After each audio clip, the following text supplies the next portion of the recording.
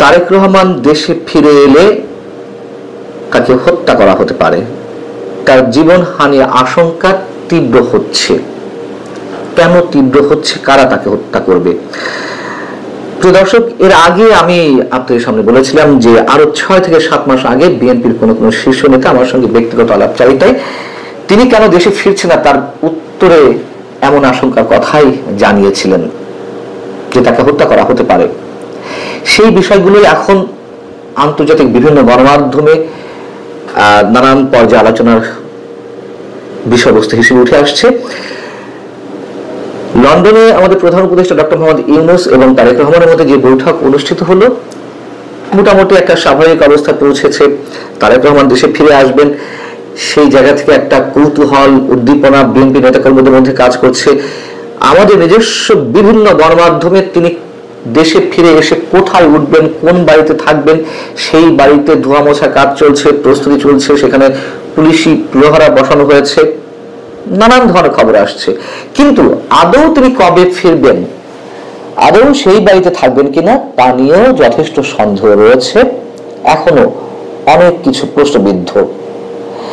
এত কিছু একটা স্বাভাবিক অবস্থা আসার পরে প্রধান উপদেষ্টা বৈঠকে একটা সমঝোতা হয়েছে এমন ধারণা সবাই করছেন। সেই জায়গা থেকেও কেন তাকে নিয়ে এখনো এই ধরনের প্রশ্ন?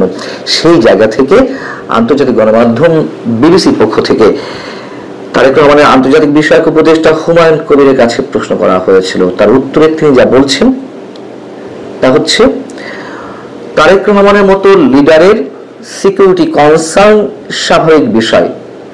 এটা এশিয়া মহাদেশের রাজনীতিতে নাথিং নিউ, নতুন কিছু নয়।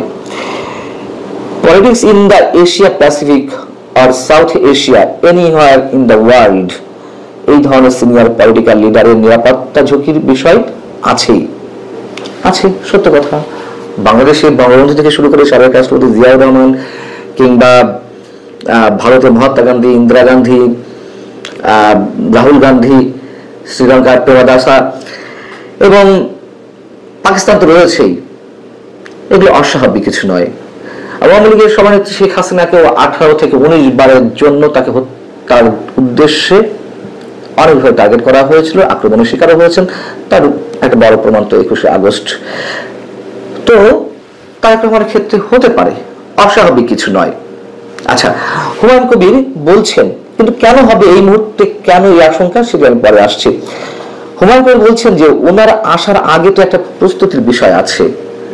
সরকারেরও একটা নিশ্চিত এনভায়রনমেন্ট ক্রিয়েট করতে হবে, একটা স্পেস ক্রিয়েট করতে হবে যেখানে পলিটিক্যাল লিডার্স আর সেফ সিকিউরড। তারেক রহমানের আর এক উপদেষ্টা মাহদি আমিন, তিনিও বিবিসিকে বলছেন, যথোপযুক্ত আইনি এবং রাজনৈতিক পরিবেশ যখন সৃষ্টি হবে তখন তিনি ফিরবেন। অর্থাৎ এখনো নিশ্চিত নয়। এবং তারেক রহমান দেশে ফেরার ক্ষেত্রে এর পেছনে 3টি বিষয় কাজ করছে।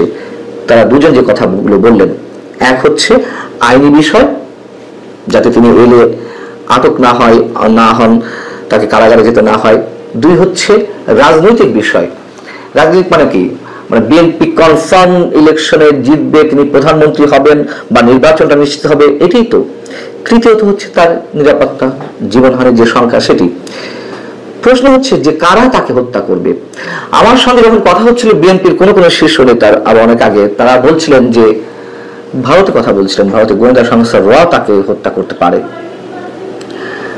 এটাও অস্বাভাবিক কিছু নয়। কিন্তু সেই সময় পরিপ্রেক্ষিতে যদি আওয়ামী লীগ ক্ষমতায় থাকতো, তর্কের খাতিরে ধরে নিচ্ছি। কিন্তু এখন কেন? এখন তারেক রহমানকে সেভ করার জন্য বরং তারা আরো চেষ্টা করবে। আমার যুক্তি হচ্ছে, এই মুহূর্তে আওয়ামী লীগ তো দৃশ্যপটে নেই। সাম্প্রদায়িক শক্তির একটা বিশাল উল্লঙ্ঘন আমরা দেখছি। একটা মৌলবাদী গোষ্ঠীর মাথাচাড়া দিয়ে ওঠার বিষয়টি আমরা খুব ভয়ঙ্কর ভাবে দেখছি।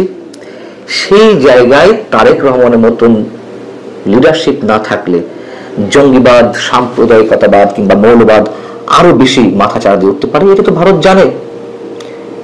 সো তাদের যে কনসার্নের বিষয়টি এই মুহূর্তে সেটা তো নিরাপত্তা বিষয়, সীমান্ত এলাকায় বা তারা সবসময় যদি বলছে বাংলাদেশের ক্ষেত্রে সাম্প্রদায়িক শক্তি উত্থান ঘটছে, মৌলবাদী শক্তি উত্থান ঘটছে, সেই সুযোগটি তারা হতে দেবে না, বরং তারেক রহমানকে তাদের প্রয়োজন এই মুহূর্তে।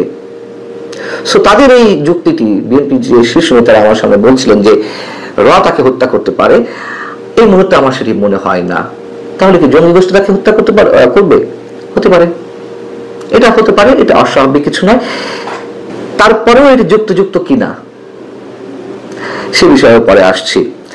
এখন মহিউদ্দিন আহমেদ রাজনৈতিক বিশ্লেষক, তিনি বিবিসিকে যেটি বলছেন, উনি তখনই আসবেন যখন ওনার দলের মধ্যে সর্বোচ্চ পর্যায়ে গ্রহণযোগ্যতা সৃষ্টি হবে এবং তার নিরাপত্তা নিশ্চিত হবে এবং তিনি প্রধানমন্ত্রী হবেন, এরকম একটি বিষয় নিশ্চিত হলে তবে তিনি ফিরবেন।